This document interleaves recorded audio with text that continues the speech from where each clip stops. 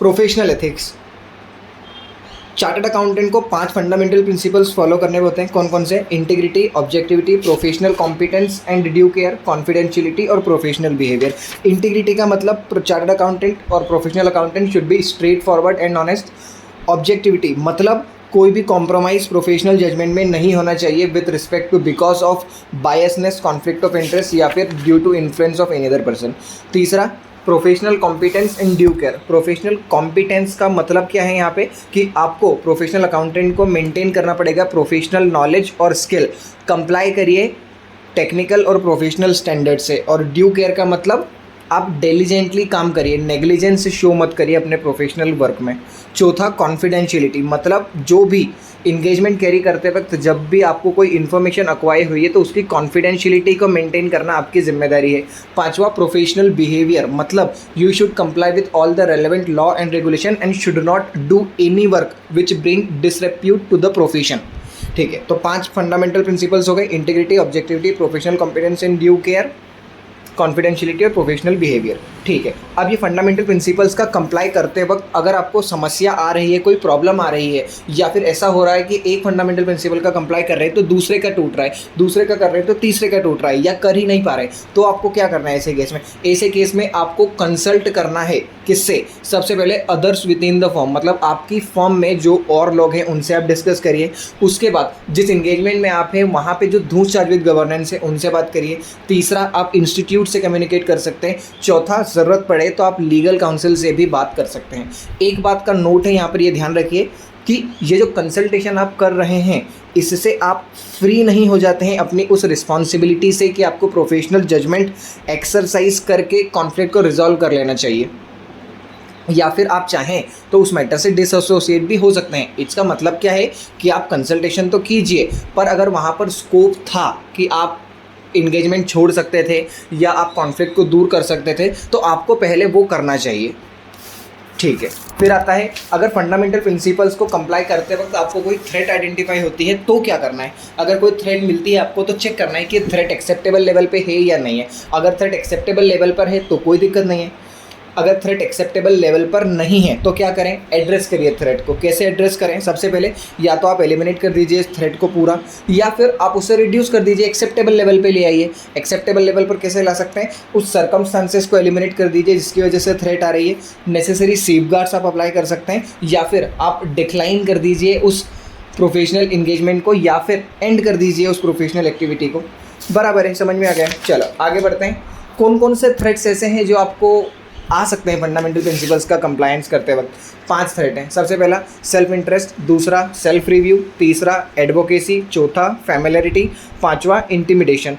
Self interest threat का मतलब क्या होता है? ऐसा थ्रेट कि हमारा कोई फाइनेंशियल या फिर अदर इंटरेस्ट है वहाँ पर। अच्छा ठीक है। दूसरा सेल्फ रिव्यू थ्रेट मतलब professional accountant will not appropriately evaluate the result of previous judgement made by him मतलब आप ही ने कुछ काम पहले किया और अब उसी का इवेल्यूशन आप कर रहे हैं, तो यहाँ पे सेल्फ रिव्यू थ्रेट आ जाएगा। तीसरा एडवोकेसी थ्रेट मतलब प्रोफेशनल अकाउंटेंट क्लाइंट की पोजीशन को इतना ज़्यादा प्रमोट कर रहा है कि उसकी ऑब्जेक्टिविटी कॉम्प्रोमाइज़ हो गई है।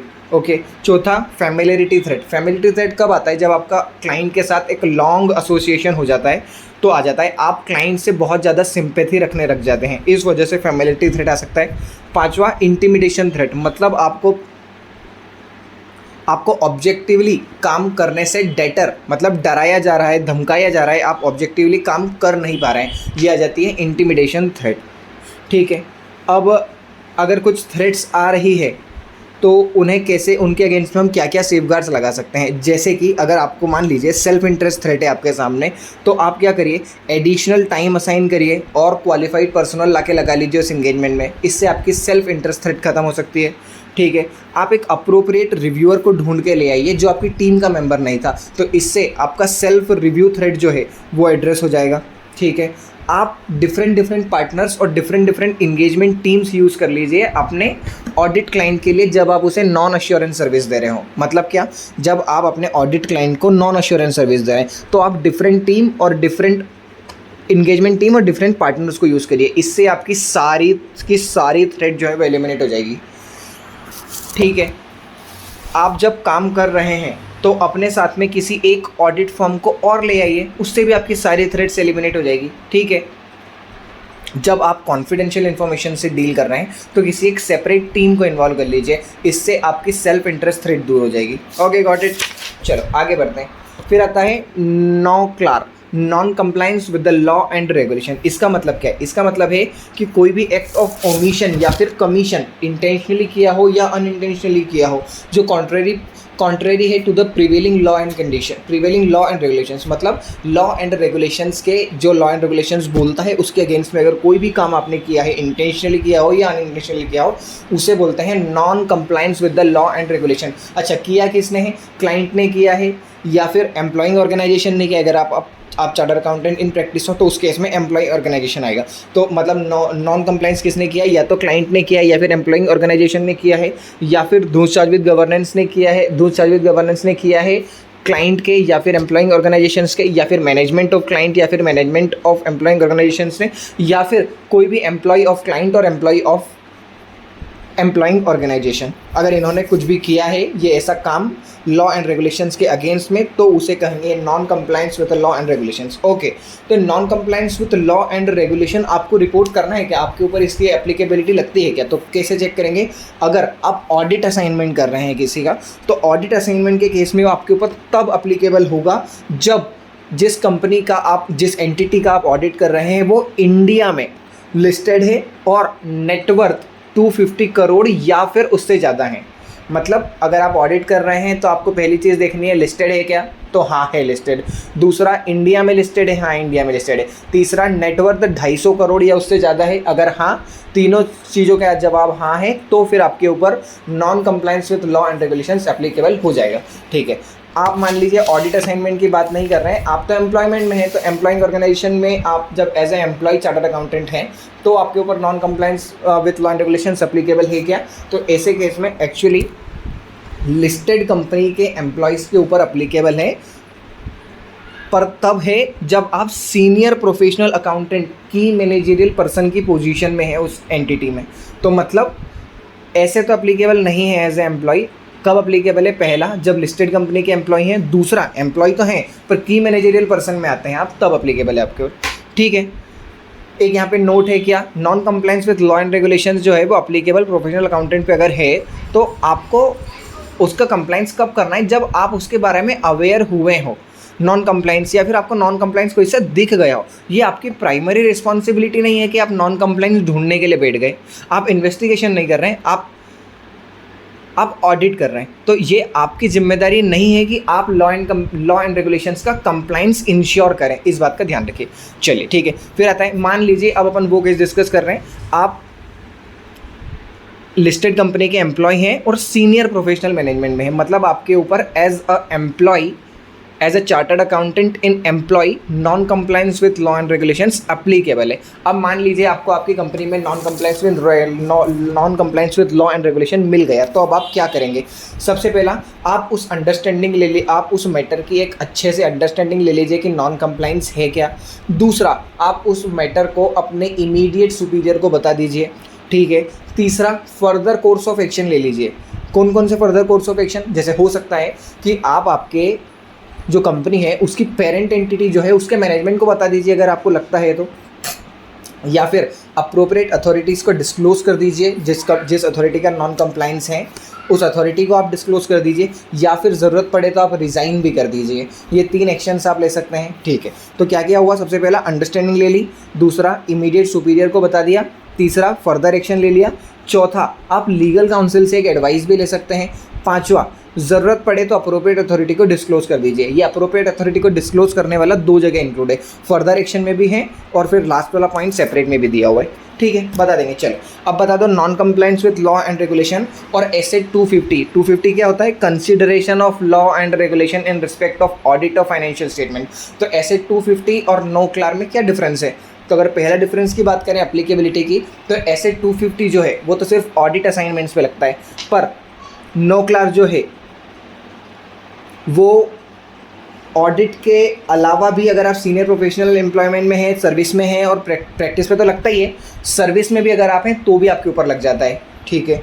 दूसरा, स्कोप के बारे में बात करें तो ऐसे 250 जो होता है ना, वो क्या बात करता है कि आपके फाइनेंशियल स्टेटमेंट में अगर कोई अमाउंट है और उस अमाउंट को अफेक्ट करता हुआ कोई लॉ एंड रेगुलेशन अगर नॉन कंप्लाइंस हुआ है तो उसके बारे में डील करता है।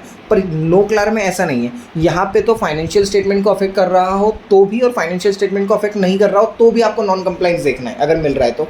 मतलब फाइनेंशियल टर्म्स और नॉन फाइनेंशियल टर्म्स दोनों में आपको देखना है, ठीक है। फिर बात करें कवरेज की, तो ऐसे 250 जो है ना कंप्लाइंस फाइनेंशियल स्टेटमेंट के रिस्पेक्ट में ही देखता है सिर्फ, और वो कोई स्टेक होल्डर्स वगैरह डिफाइन नहीं करता है। वो तो सिर्फ देख लेता है कि हाँ ये वाले लॉ एंड रेगुलेशन का नॉन कंप्लाइंस हो रहा है। पर ऐसे नो क्लार जो होता है इसके अंदर क्या है ना, आपको नॉन कंप्लाइंस का इफेक्ट चेक करना है कि स्टेक होल्डर्स डिफाइन है। मतलब यहाँ पे क्रेडिटर्स के ऊपर क्या इफेक्ट पड़ रहा है, उसका एम्प्लॉय के ऊपर क्या इफेक्ट पड़ रहा है, जनरल पब्लिक के ऊपर क्या पड़ रहा है, ये चीज़ आपको इसमें देखने को मिलती है, ठीक है। फिर डॉक्यूमेंटेशन रिक्वायरमेंट के बारे में अगर अपन बात करें तो आप अगर आपने नॉन कंप्लाइंस आपके ऊपर non compliance with law and regulation आपके ऊपर एप्लीकेबल है और आपको नो क्लार दिखा है तो डॉक्यूमेंटेशन के रिक्वायरमेंट क्या क्या है। तो सबसे पहली बात क्या है, आपको इतनी चीज़ें डॉक्यूमेंट करनी है। पहला, जब आपने मैनेजमेंट या दूसरा सर्विस गवर्नेंस को नॉन कंप्लाइंस बताया तो उन्होंने कैसे रिस्पॉन्ड किया, पहले ये नोट कर लो।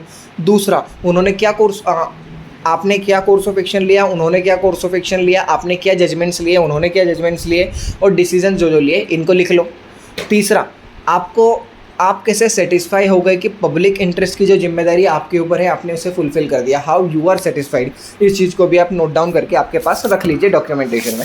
ओके, यहाँ पे non compliance with law and regulations खत्म हो गया, ठीक है। अब तीसरी बात करते हैं चार्टर्ड अकाउंटेंट एक्ट 1949 के कुछ प्रोविजंस के बारे में बात कर लेते हैं। सबसे पहला, मेंबर जो हैं वो दो तरह के होते हैं, एसोसिएट और फेलो, ठीक है।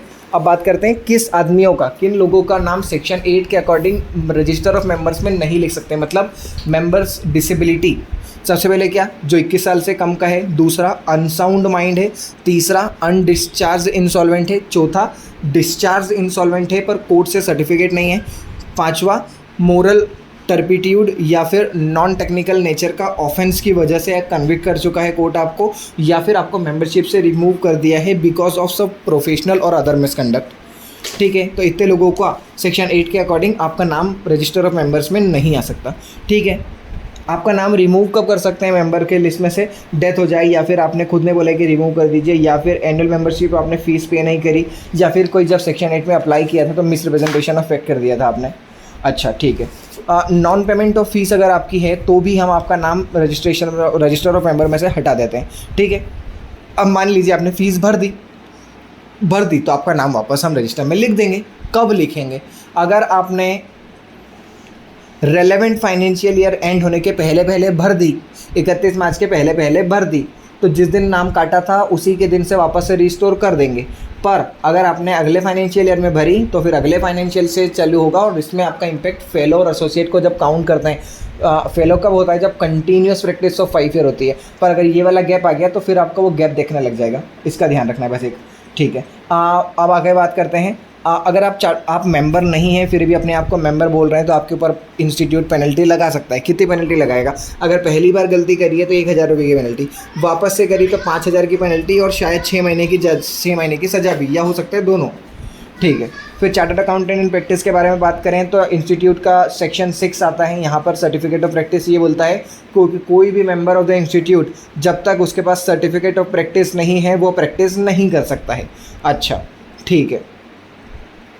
दूसरा, अगर मेंबर ने COP सरेंडर कर दी है किसी कारणवश के उस समय के लिए तो वो कोई दूसरा काम एक्सेप्ट नहीं कर सकता है in the capacity of the institute member. हालांकि वो काम एक्सेप्ट कर सकता है in other capacity, for example in the capacity of lawyer, insolvency professional, GST consultant, registered valuer, in capacity में आप एक्सेप्ट कर सकते हैं इवन दो आपने COP सरेंडर कर दिए। अच्छा, ठीक है। अब आगे बात करते हैं section members deemed to be in practice, मतलब वही कि कुछ काम प्रिस्क्राइब कर रखे हैं और आप वो कर COP भी आपके पास हैं तो आपको deemed to be in practice member मान लेंगे, इतना खास ही नहीं है। अब यहाँ पे बात करते हैं, हाँ, members deemed to be in practice के बारे में बात कर लेते हैं। क्या बोलता है यहाँ पे, मेंबर ऑफ द इंस्टीट्यूट को deemed to be in practice मान लेंगे अगर आप कुछ prescribed activities for a consideration दे रहे हैं।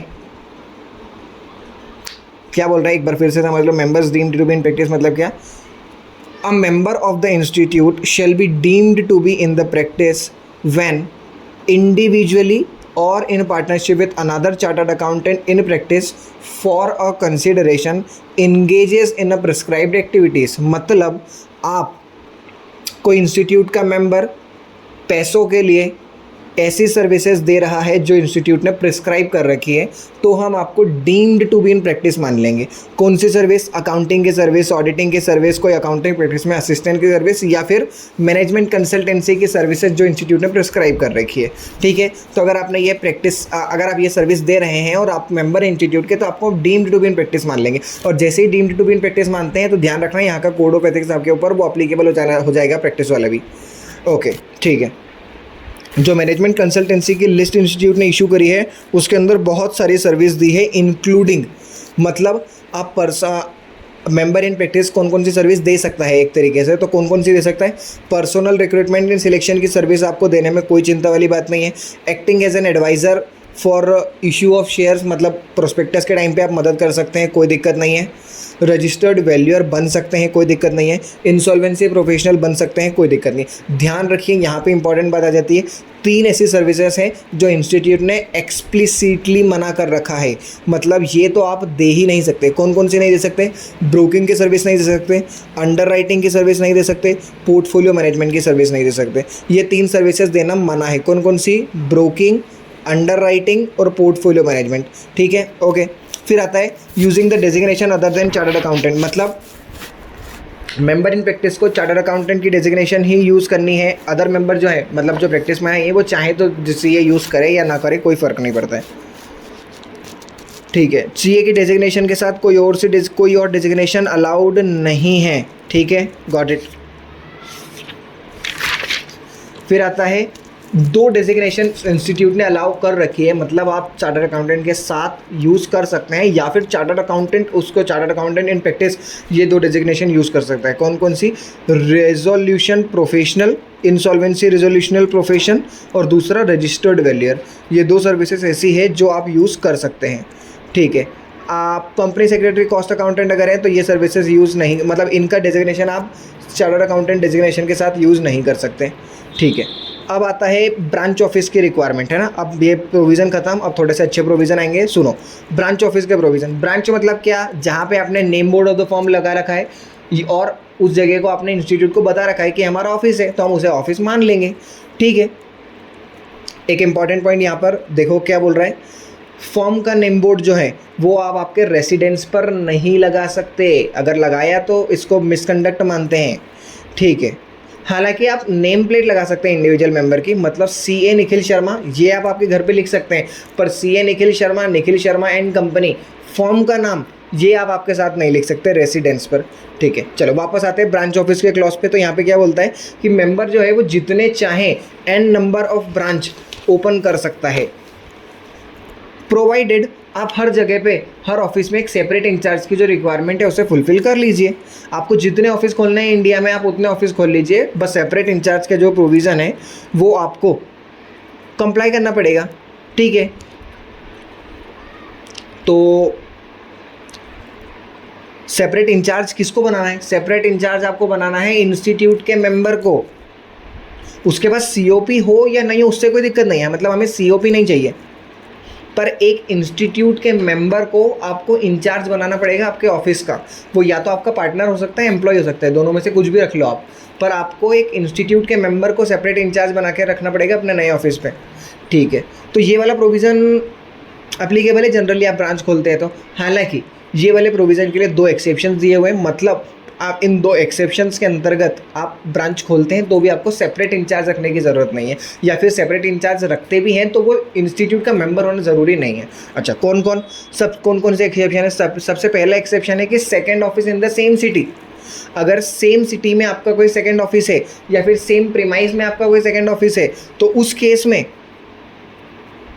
या फिर म्युनिसिपल लिमिट जहाँ से आपकी ख़त्म होती है, मतलब आपका फर्स्ट ऑफिस है इंदौर में, इंदौर की म्युनिसिपल लिमिट जहाँ ख़त्म होगी वहाँ से 50 किलोमीटर के अंदर अंदर भी अगर हैं तो ये सेपरेट इंचार्ज वाला प्रोविज़न आपके ऊपर नहीं लगेगा।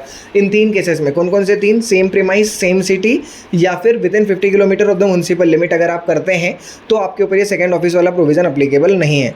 एक चीज़ यहाँ पे नोट कर लेना, दिल्ली और दिल्ली एनसीआर अलग अलग सिटी में माने जाते हैं, मुंबई और मुंबई सबब अलग अलग सिटी है, कोलकाता और हावड़ा अलग अलग है, चेन्नई और चेन्नई सबब को अलग अलग माना है। इसमें ये बात का ध्यान रखना। चलिए ठीक है, तो पहला एक्सेप्शन क्या था? Second office same city same premise या फिर विद इन 50 किलोमीटर। दूसरा आता है कि मेंबर जो है वो प्रैक्टिस कर रहे हैं हिली एरिया में। तो हिली एरिया में अगर आप प्रैक्टिस कर रहे हैं तो क्या होता है, हिली एरिया में जब मौसम बिगड़ता है तो आप नॉर्मल दूसरे लोकेशन पे आप कुछ समय के लिए 3 महीने के लिए विंटर सीजन में आप 3 महीने के लिए अपना ऑफिस नया वाला खोल सकते हैं। वहाँ पे आपको सेपरेट इंचार्ज रखने की ज़रूरत नहीं है। मतलब आप एक टेम्प्रेरी ऑफिस प्लेन एरिया में ओपन कर सकते हैं 3 महीने के लिए। कुछ फॉलोइंग कंडीशंस आपको फॉलो करनी है। कौन कौन सी? सबसे पहला, नेम बोर्ड जो है वो सिर्फ 3 महीने ही आप वो टेम्प्रेरी ऑफिस पे लगाएंगे, 3 महीने के बाद हटा देंगे। दूसरा, रेगुलर ऑफिस 3 महीने ही खुलेगा सिर्फ। तीसरा, ऑफिस जो है वो आपको जो प्लेन एरिया में जो आप टेम्प्रेरी ऑफिस खोल रहे हैं वो आपको प्लेस ऑफ बिजनेस जैसा यूज़ नहीं करना है आपके डॉक्यूमेंट्स पे। चौथा, जैसे ही आप ये ऑफिस खोलें उसके पहले इंस्टीट्यूट को बता दें और जैसे ही ऑफिस बंद करें इंस्टीट्यूट को एक बार बता दें।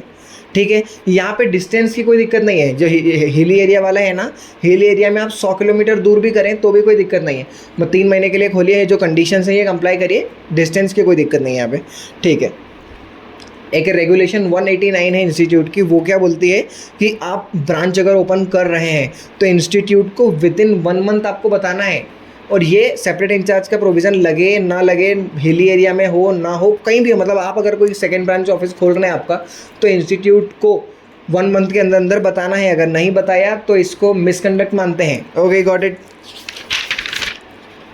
चलो, ये हो गया। फिर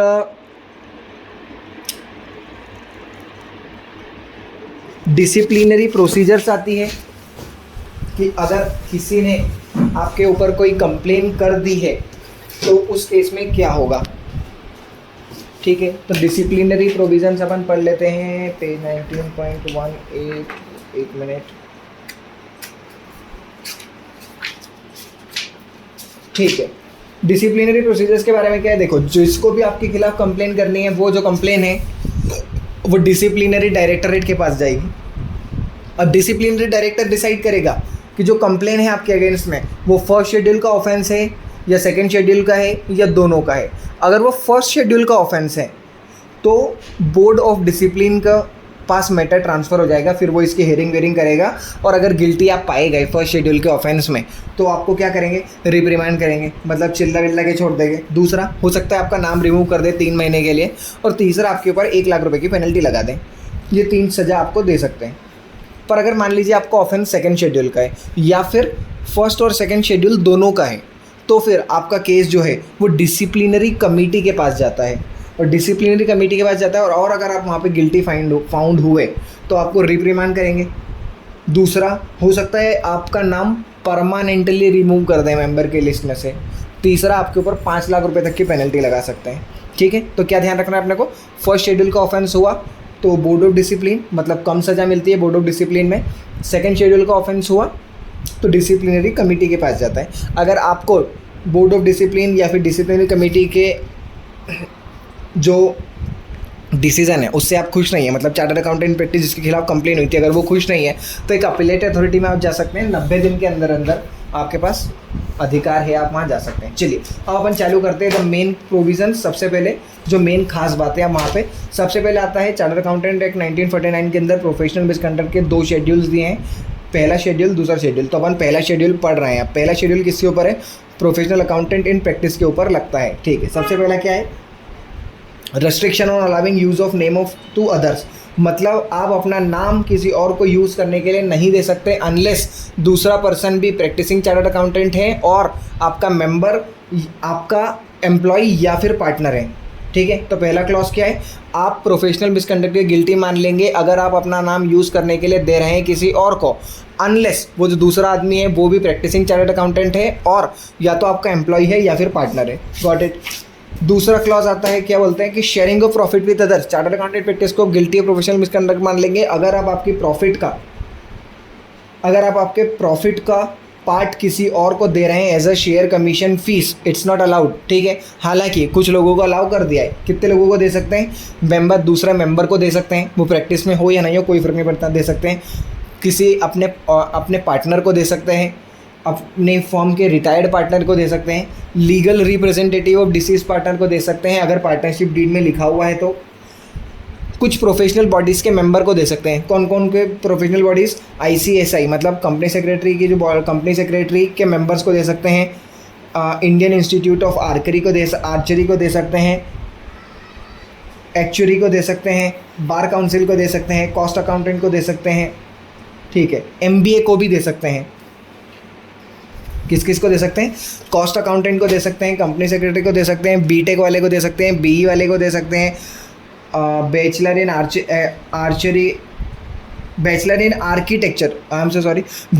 आर्किटेक्चर जो है उसको दे सकते हैं, एक्चुअरी को दे सकते हैं, LLB को दे सकते हैं, MBA को दे सकते हैं, ठीक है।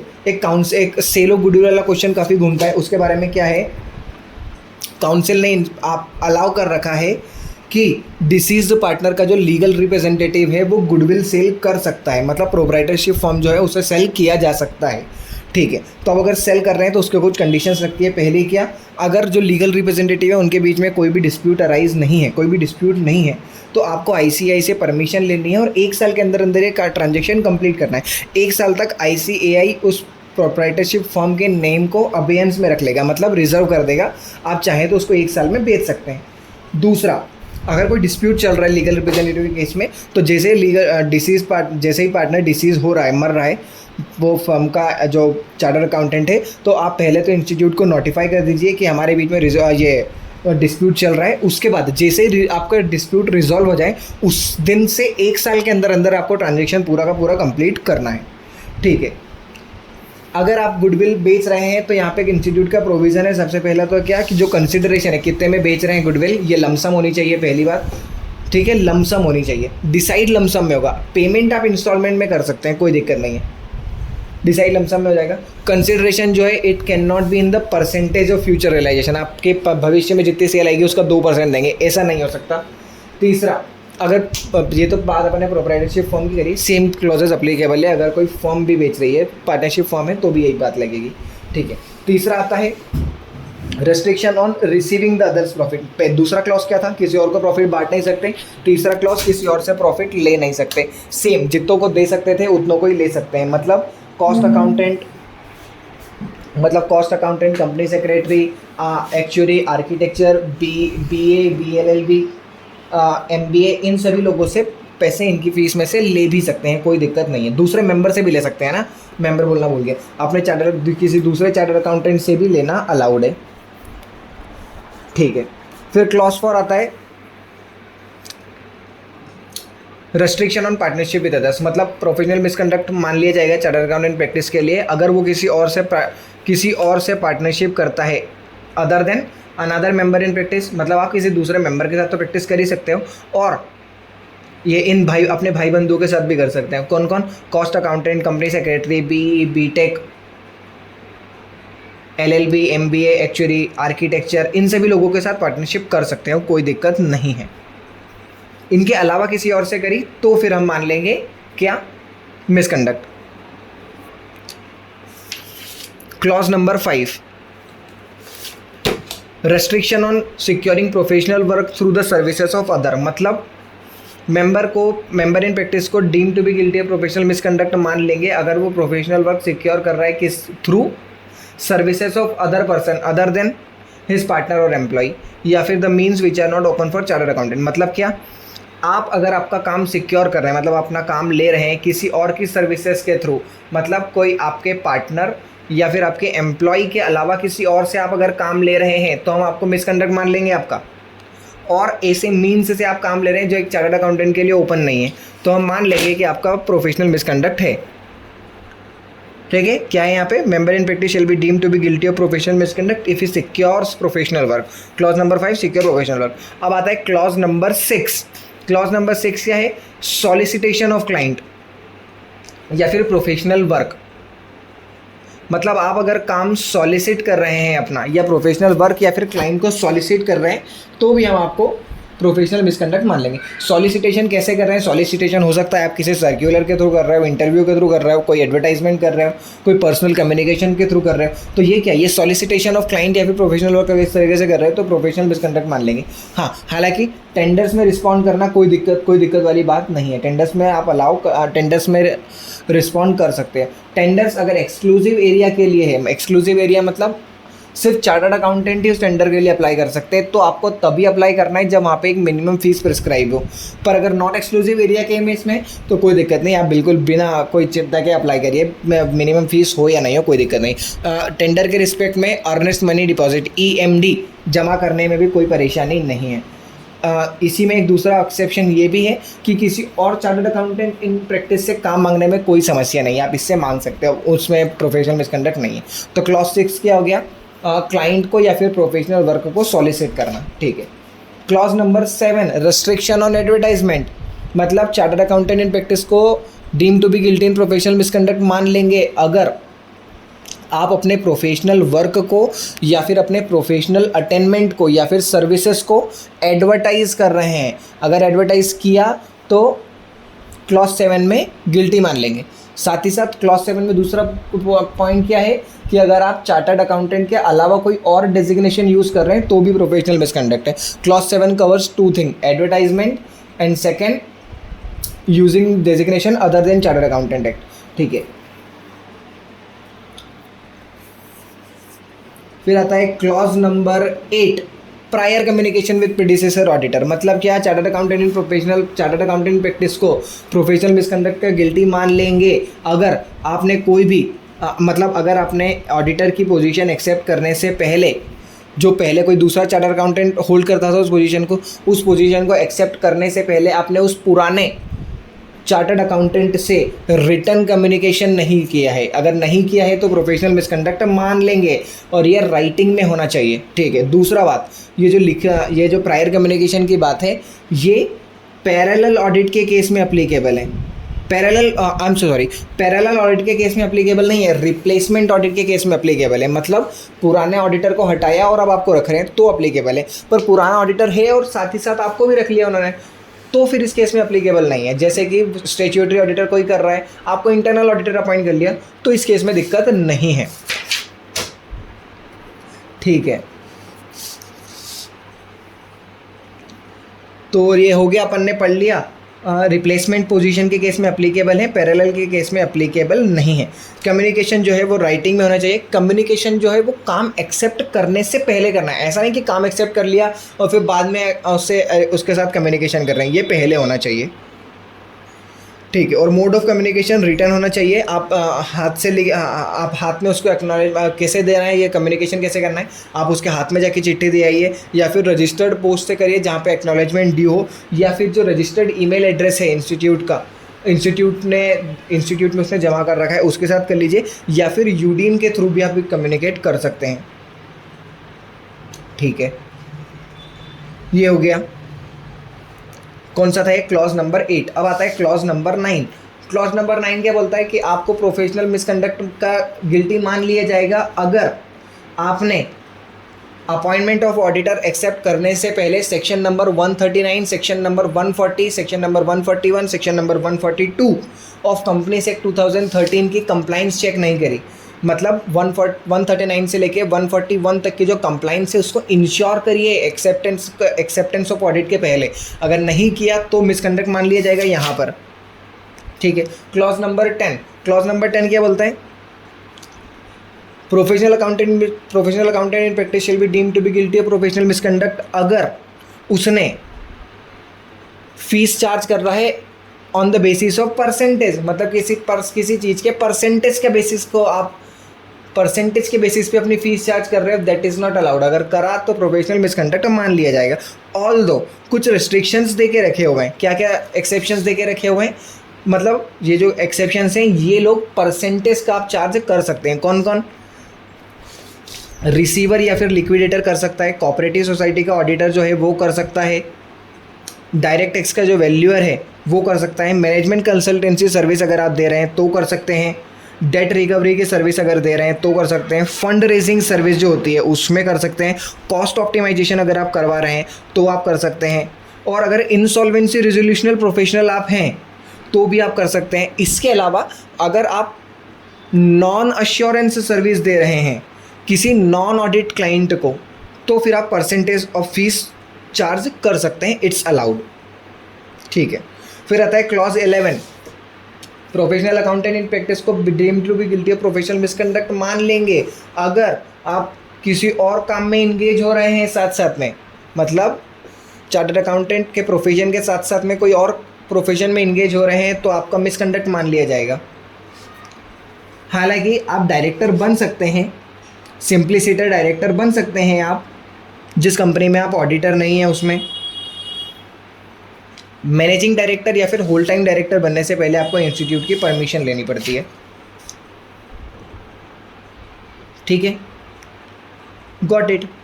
तो क्लॉज नंबर 11 क्या था कि आप चार्टर्ड अकाउंटेंट के प्रोफेशन के साथ में किसी और दूसरे प्रोफेशन में इंगेज नहीं हो सकते without the permission of institute. यहाँ पे एक्चुअली क्या है क्लॉज 11 में, वैसे तो नहीं हो सकता, ब्लैंकेट प्रोविज़न है कि आप दूसरे प्रोफेशन में इंगेज नहीं हो सकते, ऑल दो आप इंस्टीट्यूट से पूछ के इंगेज कर सकते हैं। तो इंस्टीट्यूट से आप पूछ लेना, प्रायर परमिशन ले लेना और फिर इंगेज कर लेना अपने आप को। ठीक है, क्लॉज नंबर 12 आता है साइनिंग का। साइनिंग में क्या बोलता है, चार्टर्ड अकाउंटेंट को गिल्टी ऑफ प्रोफेशनल मिसकंडक्ट मान लेंगे अगर उसने किसी और पर्सन को अलाउ कर दिया कि आप मेरे बिहाफ पे साइन कर दीजिए, अनलेस वो दूसरा पर्सन कौन है, मेंबर ऑफ द इंस्टीट्यूट है, practising member of the institute है, साथ ही साथ आपका एम्प्लॉय, साथ ही साथ आपका पार्टनर है, एम्प्लॉय भी नहीं पार्टनर होना चाहिए, मेंबर होना चाहिए, प्रैक्टिसिंग होना चाहिए और पार्टनर होना चाहिए। यहाँ पर एम्प्लॉय से भी काम नहीं चलेगा। ठीक है, तो मतलब क्या, चार्टर्ड अकाउंटेंट को प्रोफेशनल मिसकंडक्ट का गिल्टी मान लेंगे अगर आपने किसी और को साइन करने दिया अपने बिहाफ पे, except member plus practice plus partner. ठीक है, तो अब यहाँ पर एक्चुअली क्या है, सेक्शन 145 ऑफ कंपनीज एक्ट की भी कुछ रिक्वायरमेंट है कि फर्म का वही पार्टनर ऑडिट रिपोर्ट साइन कर सकता है जो एक चार्टर्ड अकाउंटेंट हो। दूसरा, अनक्वालिफाइड पर्सन जो हैं उन्हें अलाउड नहीं है कि वो on behalf of chartered accountant ये कर पाएँ। ठीक है, एक होता है कॉन्सेप्ट यहाँ पे रूटीन डॉक्यूमेंट्स। रूटीन डॉक्यूमेंट्स को साइन कोई भी कर सकता है। यहाँ पे रूटीन डॉक्यूमेंट्स के लिए ये नहीं है, यहाँ पे सिर्फ फाइनेंशियल स्टेटमेंट्स आप साइन नहीं करवा सकते, कोई रिपोर्ट साइन नहीं करवा सकते, पर जो रूटीन डॉक्यूमेंट हैं वो ज़रूरी नहीं है कि आप ही साइन करें, आपके ऑफिस के आर्टिकल वगैरह कोई भी साइन कर सकता है, उसमें कोई दिक्कत नहीं है। जैसे कि रूटीन डॉक्यूमेंट किसको बोलेंगे आप, कोई भी क्वेश्चनर इशू करना किसी एंगेजमेंट के रिस्पेक्ट में, या फिर कोई भी ऑडिट क्वेरी इशू करना, या फिर वाउचिंग करना, या आपके भी टैक्स रिप्रेजेंटेशन के केस में अटेंड करना, इसमें कोई दिक्कत नहीं है, ये काम आप करवा सकते हैं किसी दूसरे से। तो यहाँ पे फर्स्ट क्लॉज ख़त्म हो गया। फर्स्ट क्लॉज में कितने थे, फर्स्ट क्लॉज में 12 थे, 12 के 12 अपन ने क्लॉजेस पूरे के पूरे पढ़ लिए हैं। ठीक है, समझ में आई। एक बार फर्स्ट फटाफट से रिवाइज कर लेते हैं। पहला क्लॉज क्या बोलता है, आपका नाम किसी और को यूज़ नहीं करने दे सकते। दूसरा, अपना प्रॉफिट शेयर नहीं कर सकते। तीसरा, दूसरे का प्रॉफिट आप नहीं ले सकते। चौथा, किसी और से पार्टनरशिप नहीं कर सकते। पांचवा, प्रोफेशनल वर्क किसी और की सर्विसेज के थ्रू अक्वायर नहीं कर सकते। छठा, सॉलिसिटेशन नहीं कर सकते। सातवां, एडवर्टाइजमेंट नहीं कर सकते, मतलब एडवर्टाइजमेंट और दूसरी डेजिग्नेशन यूज़ नहीं कर सकते। आठवां, प्रायर कम्युनिकेशन करना पड़ेगा। नवा, सेक्शन 139 141 ऑफ कंपनीज एक्ट का कंप्लाइंस करे बिना एक्सेप्ट नहीं करनी है पोजीशन। 10वां, परसेंटेज के बेसिस पे फीस चार्ज नहीं करना है। 11वां, तो दूसरे इन प्रोफेशन में इंगेज नहीं होना है। 12वां, रिपोर्ट साइन करने की अथॉरिटी किसी और को नहीं दे सकते। अब आता है सेकंड शेड्यूल। ना ना ना ना ना, ये फर्स्ट शेड्यूल का फर्स्ट पार्ट था, अब फर्स्ट शेड्यूल का सेकंड पार्ट है। I am so sorry, first schedule second part. First schedule second part क्या होता है, ये जो पहला पार्ट था ये प्रैक्टिस वालों के लिए था। अब फर्स्ट शेड्यूल का सेकंड पार्ट जो है वो सर्विस वालों के लिए। सर्विस वालों के लिए क्या है, सेम पहला वही, पहला क्लॉज क्या आ जाता है यहाँ पे कि आप आपकी फ़ीस का हिस्सा किसी और को नहीं बांट सकते। ठीक है, यहाँ तो कोई एक्सेप्शन नहीं है, किसी को भी नहीं बांट सकते। ठीक है, दूसरा, आप किसी और से, मतलब जहाँ आप काम कर रहे हैं, सर्विस वालों के वाले एम्प्लॉइंग ऑर्गेनाइजेशन में आप जहाँ आप काम कर रहे हैं वहाँ के एम्प्लॉइंग ऑर्गेनाइजेशन के दूसरे सीए, लॉयर, ब्रोकर, इन सभी से आप हिस्सा ले भी नहीं सकते। It's not allowed. As a commission या फिर किसी भी नाम से आप ले भी नहीं सकते, ठीक है। क्लॉज 1 क्या हो गया, किसी को दे नहीं सकते। क्लॉज 2 किसी से ले नहीं सकते। बस 2 ही क्लॉज थे सेकेंड शेड्यूल में। फर्स्ट शेड्यूल का first part 12 clause, first schedule का सेकेंड पार्ट सर्विस वालों के लिए 2 क्लॉज, फिर फर्स्ट शेड्यूल का थर्ड पार्ट। यहाँ पे ये अब अदर मिसकंडक्ट है और ये प्रैक्टिस और सर्विस दोनों के लिए एप्लीकेबल होते हैं, ठीक है। क्या क्या है यहाँ पे, सबसे पहला ये आप फेलो मेंबर नहीं है फिर भी अपने आप को फेलो मेंबर बोल रहे हैं, अगर ऐसा किया तो अदर मिसकंडक्ट में आ जाओगे। दूसरा, इंस्टीट्यूट या फिर इंस्टीट्यूट की जो बॉडीज़ हैं दूसरी, जैसे कौन, council, committee, director discipline, board of discipline, disciplinary committee या अपीलेट ट्रिब्यूनल या फिर क्वालिटी रिव्यू बोर्ड, कोई भी अगर आपसे कोई इन्फॉर्मेशन मांग रहा है और आप वो इन्फॉर्मेशन सप्लाई नहीं कर रहे हैं या फिर उन्होंने कुछ काम करने को बोला और आप वो काम नहीं कर रहे हैं, तो आप सेकंड क्लॉज में मिसकंडक्ट आ जाएगा। सेकंड क्लॉज कौन है, second clause first schedule part 3 का सेकंड क्लॉज, ठीक है, अदर मिसकंडक्ट है। तीसरा क्लॉज क्या आ जाता है, आप कोई भी ऐसा काम कर रहे हैं,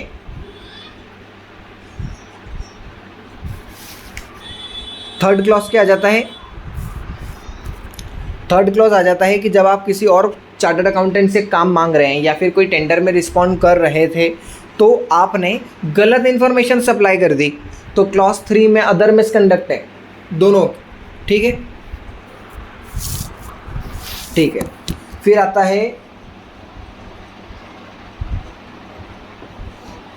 है अदर मिसकंडक्ट पार्ट 4 में। ये जो एक्चुअली ना, जो अभी अपन ने पहला थर्ड पार्ट पढ़ा प्रोफेशनल मिसकंडक्ट, एक्चुअली ये अदर मिसकंडक्ट नहीं थे जो मैंने अभी बता दिए, वो प्रोफेशनल मिसकंडक्ट ही थे। मैं एक बार फिर से ये वाला पार्ट रिवाइज कर लेता हूँ।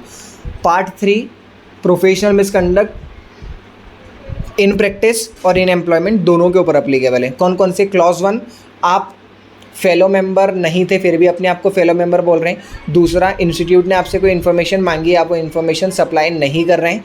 तीसरा, टेंडर या फिर दूसरे चार्टर अकाउंटेंट से काम मांगते वक्त आपने उनको गलत इन्फॉर्मेशन सप्लाई कर दी, तो ये प्रोफेशनल मिसकंडक्ट आ जाएगा, ठीक है।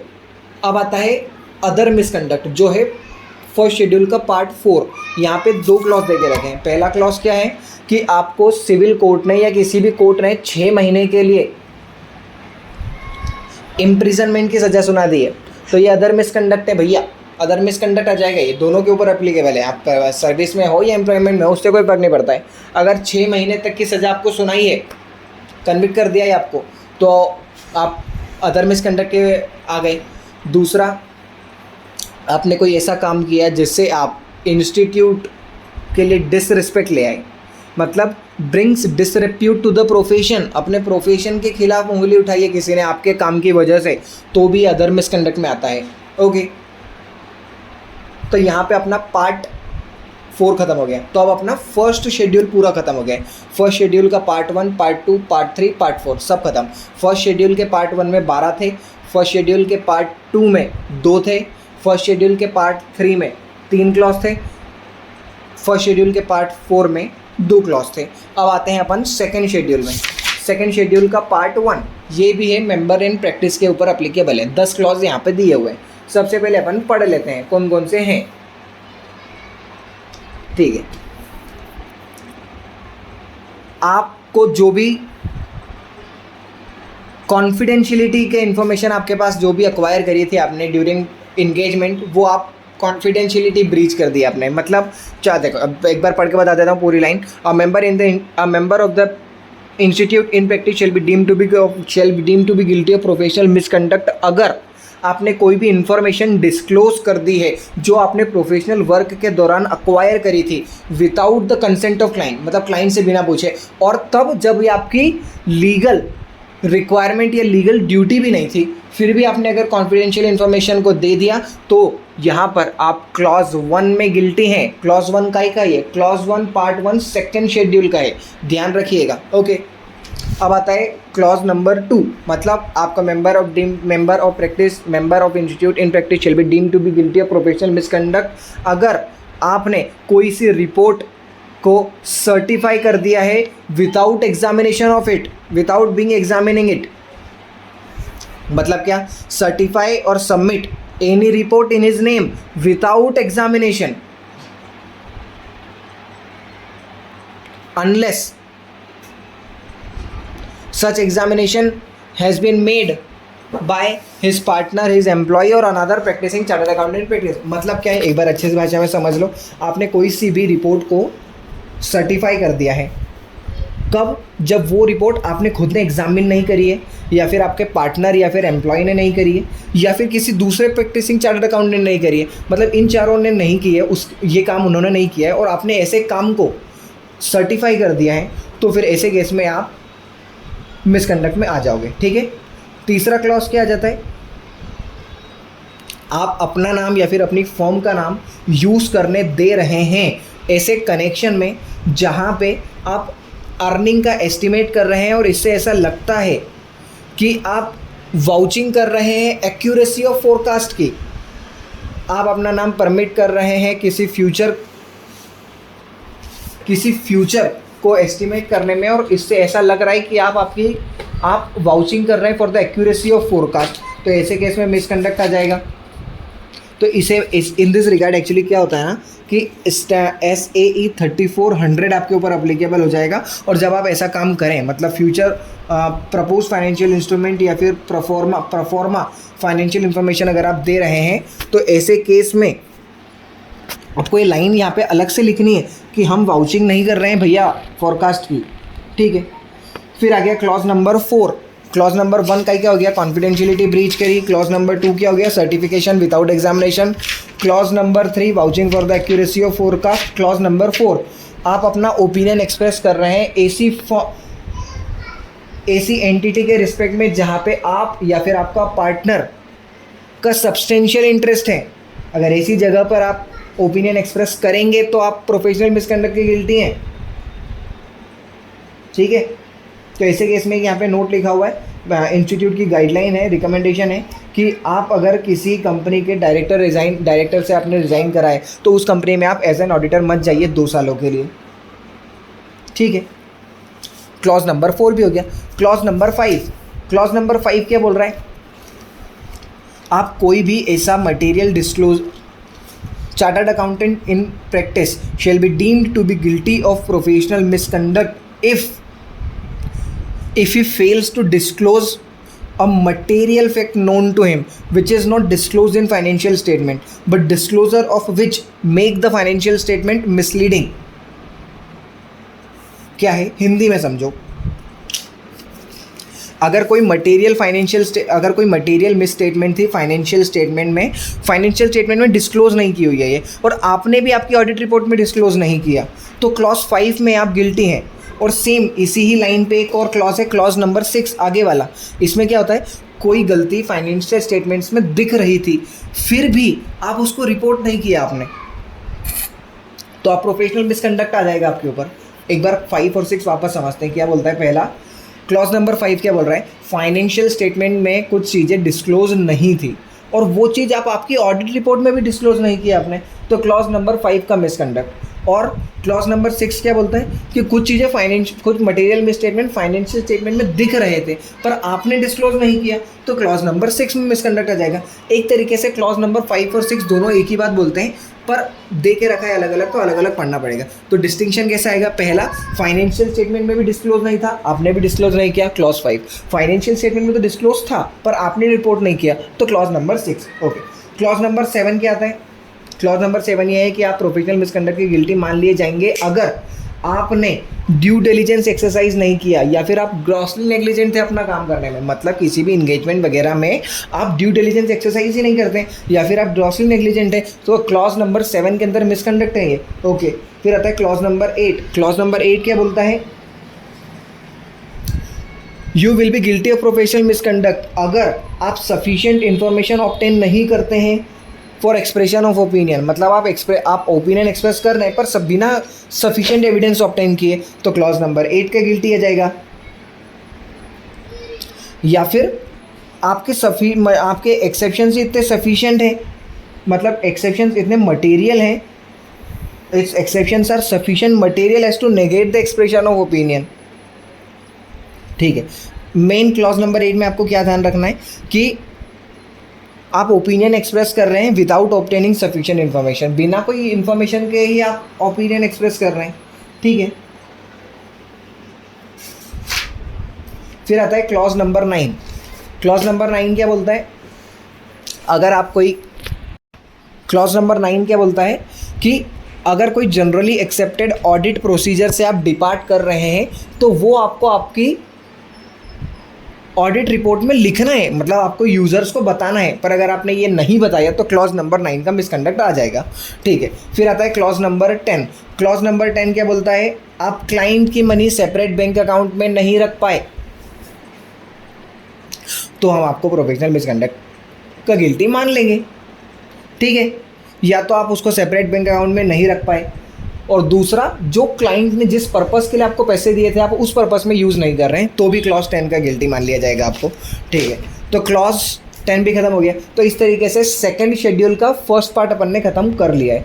क्या है फर्स्ट पार्ट, क्लॉज कितने हैं टोटल, 10। पहला क्या है, आप कॉन्फिडेंशियलिटी ब्रीच कर दिया आपने। दूसरा, सर्टिफिकेशन कर रहे हैं आप बिना कोई एग्जामिनेशन के। तीसरा, आप अपना नाम यूज़ करने दे रहे हैं for vouching of accuracy of forecast.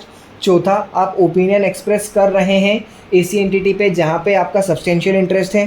पांचवा, आप कोई मटेरियल फैक्ट फाइनेंशियल स्टेटमेंट में डिस्क्लोज नहीं था और आपने भी रिपोर्ट नहीं किया। छठा, फाइनेंशियल स्टेटमेंट में तो डिस्क्लोज था पर आपने रिपोर्ट नहीं किया, 7वां हो गया। 8वां नहीं, छठा था ये, छठा। 7वां क्या आ जाता है, आप ग्रॉसली नेग्लिजेंट हैं या फिर ड्यू डिलिजेंस एक्सरसाइज नहीं कर रहे हैं। ठीक है, 7वां हो गया। 8वां, आप इन्फॉर्मेशन सफिशिएंट एविडेंस ऑब्टेन किए बिना ही ओपिनियन एक्सप्रेस कर रहे हैं। 9वां, मटेरियल डिपार्चर है जनरली एक्सेप्टेड ऑडिट प्रोसीजर से, पर आपने इनवाइट अटेंशन नहीं किया लोगों का, मतलब अपनी रिपोर्ट में बताया ही नहीं कि हमने डिपार्चर किया है। ठीक है। 10वां, क्लाइंट की मनी को सेपरेट बैंक अकाउंट में नहीं रखा या फिर जो पर्पज़ के लिए उसने बोला था उस पर्पज़ के लिए आपने नहीं किया। ठीक है। फिर आता है पार्ट नंबर 2। पार्ट नंबर 2 का ही का सेकंड शेड्यूल का पार्ट नंबर 2, ये किसके ऊपर लगता है, दोनों मेंबर्स के ऊपर लगता है, मेंबर इन प्रैक्टिस हो या मेंबर इन सर्विस हो। ठीक है। क्या आ जाता है यहाँ पे, सबसे पहला ध्यान रखना भी, ये थोड़ा सा इंपॉर्टेंट है। पार्ट 2 क्लॉज 1 क्या बोलता है, member in practice shall be deemed to be guilty of professional misconduct, member of institute rather, दोनों के ऊपर अप्लीकेबल है।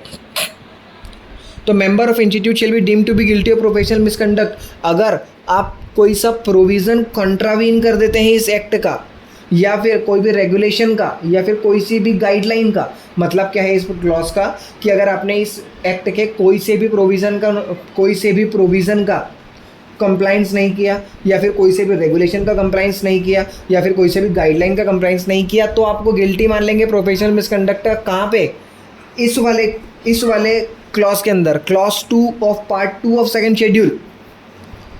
ठीक है। जैसे कि क्या, एक वो ब्रांच ऑफ, मान लो ब्रांच ऑफिस वाला प्रोविज़न था सेपरेट इंचार्ज रखने का, वो आपने नहीं रखा। आर्टिकलशिप के दौरान आर्टिकल को स्टाइपेंड नहीं दे रहे हैं या आर्टिकल से प्रीमियम चार्ज कर रहे हैं, अगर ऐसा कुछ हो रहा है तो आपके ऊपर आपको प्रोफेशनल मिसकंडक्ट का गिल्टी मान लेंगे क्लॉज 1 पार्ट 2 में। ठीक है।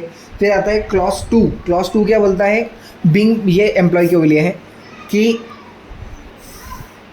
अगर आप कोई सी कॉन्फिडेंशियल इन्फॉर्मेशन जो आपने एक्वायर करी है, मतलब you are chartered accountant in service और कॉन्फिडेंशियल इन्फॉर्मेशन का ब्रीच अगर आपने किया है तो क्लॉज 2 में आप गिल्टी हैं। क्लॉज 3 में क्या बोलता है, क्लॉज 3 में बोलता है कि इंस्टीट्यूट ने आपसे कोई इन्फॉर्मेशन मांगी और आपने इंस्टीट्यूट को गलत इन्फॉर्मेशन दे दी, अगर गलत इन्फॉर्मेशन दी तो क्लॉज 3 में गिल्टी।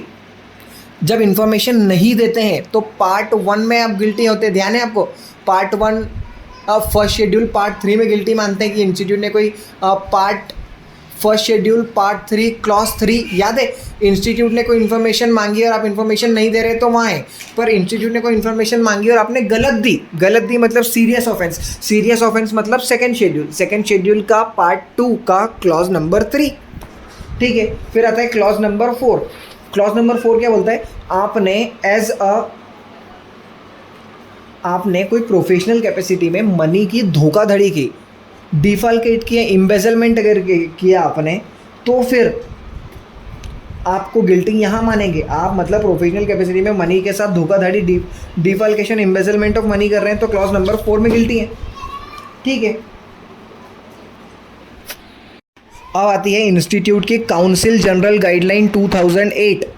ध्यान रखना, अगर इसका भी आपने कंप्लाइंस नहीं किया, इसका कॉन्ट्रावेंशन किया तो अभी जस्ट पढ़ा है second schedule part number 2 clause number 1 इसके अंदर मिसकंडक्ट मान लेते हैं। इसके जस्ट पहले एक छोटा सा पॉइंट अपन मिस कर दिया है, वो मैं बता देता हूँ फटाफट से।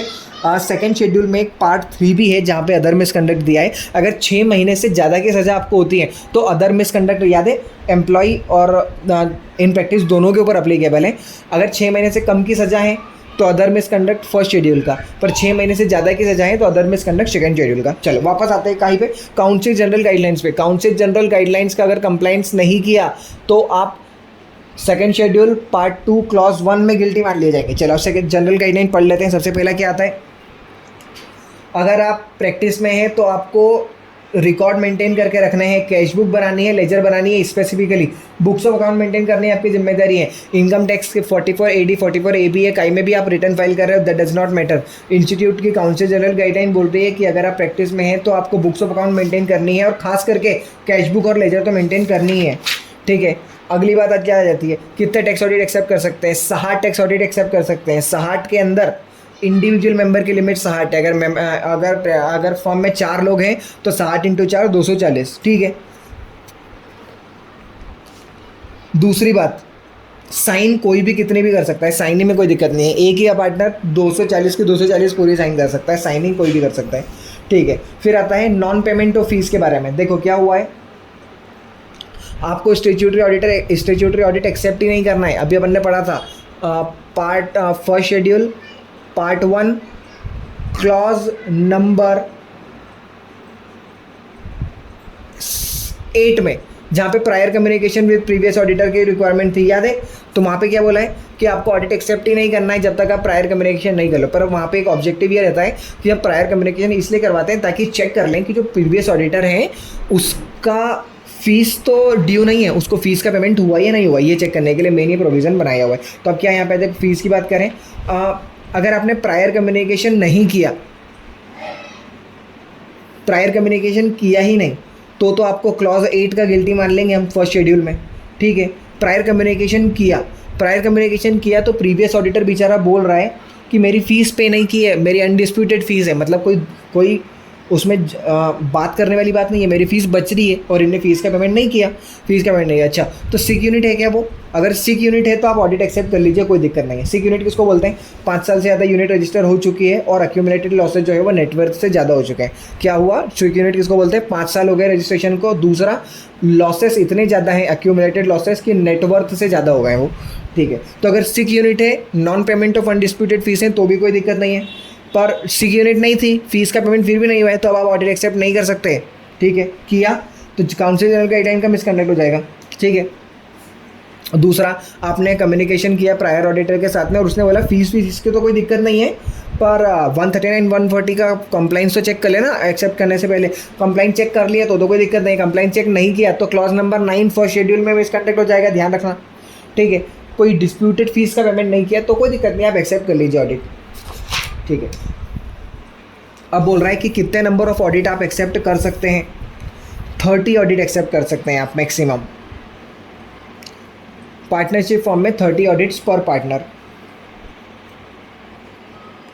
ये जो 30 नंबर ऑफ ऑडिट करते हैं आप, इसके अंदर ओपीसी और डोरमेंट कंपनी को एक्सक्लूड कर देते हैं, इनकी बात नहीं कर रहे हैं हम लोग।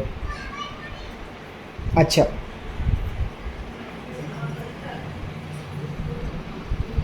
ठीक है। जितना भी ऑडिट कर रहे हैं आप साल भर में, उसकी लिस्ट, उसके डॉक्यूमेंट आपको मेंटेन करके रखना है। क्या क्या मेंटेन करना है? सीरियल नंबर, कंपनी का नाम, registration number of the company, directors की detail, date of appointment, date of acceptance, ये बेसिक डिटेल्स हैं जो आपको आपके साथ मेंटेन करके रखनी है, ठीक है। फिर आता है acceptance of audit in case of certain entities. यहाँ पे क्या बोल रहे हैं कि अगर आप जिस कंपनी को स्टैट्यूटरी सर्विस दे रहे हैं, उस कंपनी को अगर नॉन स्टैट्यूटरी सर्विसेज भी अगर आप दे रहे हैं तो नॉन स्टैट्यूटरी सर्विसेज की फ़ीस स्टैट्यूटरी सर्विस ऑडिट की फ़ीस से ज़्यादा नहीं होनी चाहिए। मतलब क्या? आपको ऑडिट की फ़ीस ज़्यादा लेनी है नॉन ऑडिट वर्क के मुकाबले, ठीक है।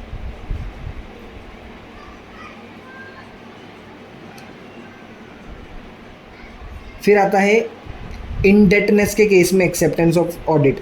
अगर इंडेटनेस है ऑडिटर की तो एक्सेप्ट कर सकते हैं या नहीं कर सकते हैं। तो देखो यार, अब प्रैक्टिसिंग चार्टर्ड अकाउंटेंट को ऑडिट एक्सेप्ट नहीं करना है अगर आप इंडेटेड हैं। कितनी लिमिट तक इंडेटनेट है?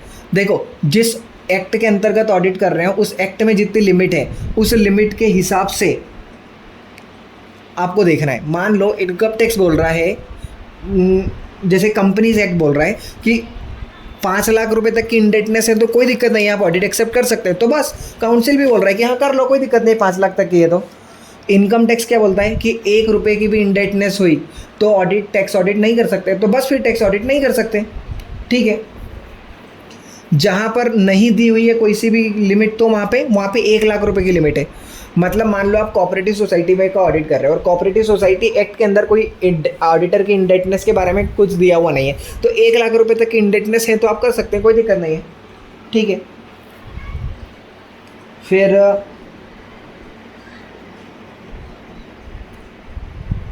आपने किसी कंपनी में एज अ ऑडिटर ज्वाइनिंग करी और जो प्रीवियस ऑडिटर का था उसका अनजस्टिफाई मतलब गलत तरीके से उसको रिमूव करा था। अगर ऐसा कुछ है और आप ऑडिट ऑलरेडी एक्सेप्ट कर चुके हैं तो आपको इंस्टीट्यूट जो भी गाइडलाइंस बोले वो आपको फॉलो करनी है।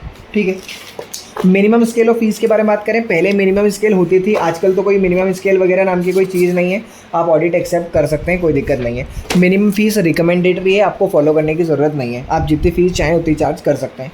एक रिकमेंडेशन के हिसाब से इंस्टीट्यूट ने दे रखी है पर उसका कोई मतलब नहीं है। ठीक है, गाइडलाइन टेंडर के बारे में अपन ऑलरेडी पढ़ चुके हैं। नॉन एक्सक्लूसिव एरिया है तो आप नॉन एक्सक्लूसिव एरिया है तो कोई दिक्कत नहीं है, आराम से अप्लाई करिए। एक्सक्लूसिव एरिया है तो तभी अप्लाई करिए जब मिनिमम फीस कोटेड हो। ठीक है, यूडीन के बारे में बात करें तो यूडीन का प्रोविज़न ऐसा है कि मेंबर ऑफ प्रैक्टिस को हर रिपोर्ट, हर सर्टिफिकेशन, हर अश्योरेंस पे टैक्स ऑडिट रिपोर्ट या सर्टिफिकेट हो किसी भी चीज़ में एक यूडीन नंबर जनरेट करके लिखना मैंडेटरी है। ठीक है, नेटवर्किंग के बारे में गाइडलाइन दी हुई है, कोई बहुत ज़्यादा खास दी हुई नहीं, लार्जर स्ट्रक्चर होता है, ये होता है, वो होता है, ब्रांड नेम होता है। हाँ, कुछ इंपॉर्टेंट गाइडलाइन की नेटवर्किंग क्या है कि अगर आप सिर्फ रेफरल ऑफ वर्क कर रहे हो तो उसको रेफर ऑफ वर्क कर रहे हैं तो उससे कोई नेटवर्क क्रिएट नहीं हो जाता, उसको नेटवर्क क्रिएट नहीं मान लेते हम। ठीक है, अगर आप नेटवर्किंग कर रहे हैं, नेटवर्क हो रहा है तो नेटवर्क का फॉर्म क्या हो सकता है? पार्टनरशिप फॉर्म हो सकता है, एलएलपी हो सकता है, कंपनी हो सकती है। फॉर्म जो है वो सिर्फ एक ही नेटवर्क ज्वाइन कर सकती है।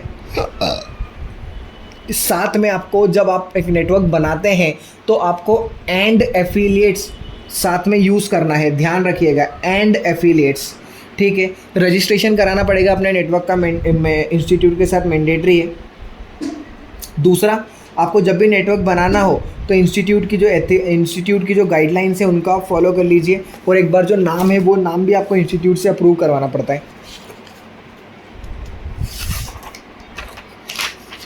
ठीक है, फिर आते हैं लोगो की गाइडलाइन। लोगो भैया, लोगो कोई छेड़खानी मत करना, सिर्फ साइज़ ऊपर नीचे करना, कलर वलर किसी भी चीज़ में लोगो में छेड़खानी मत करना।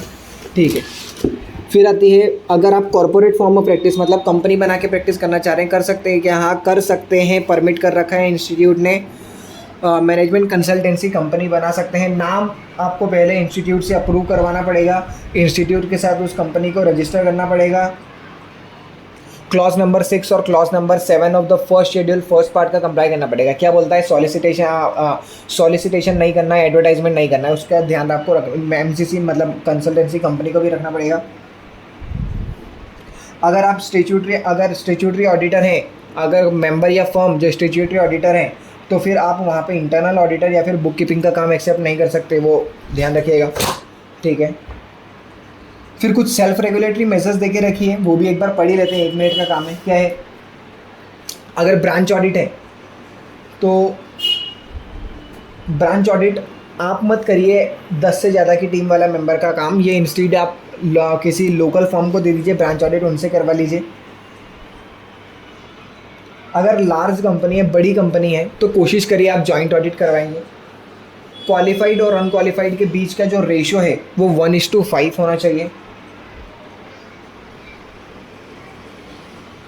एक डिस्क्लोजर ऑफ फीस के बारे में बात कर रखा है कि अगर पब्लिक इंटरेस्ट एंटिटीज़ हैं जैसे कि लिस्टेड एंटिटीज़ हो गई, बैंक हो गई, इनके केस में क्या है ना कि अगर आपकी टोटल जितनी फ़ीस है उसका 20% या उससे ज़्यादा आपको इन लोगों से आ रहा है, लिस्टेड कंपनी से या इनसे आ रहा है, तो फिर आपको इंस्टीट्यूट को बताना पड़ेगा।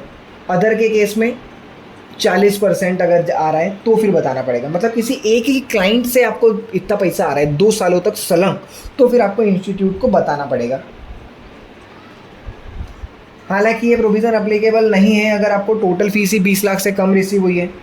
20 लाख ही है तो क्या बताना किसी को, कोई बात नहीं बतानी।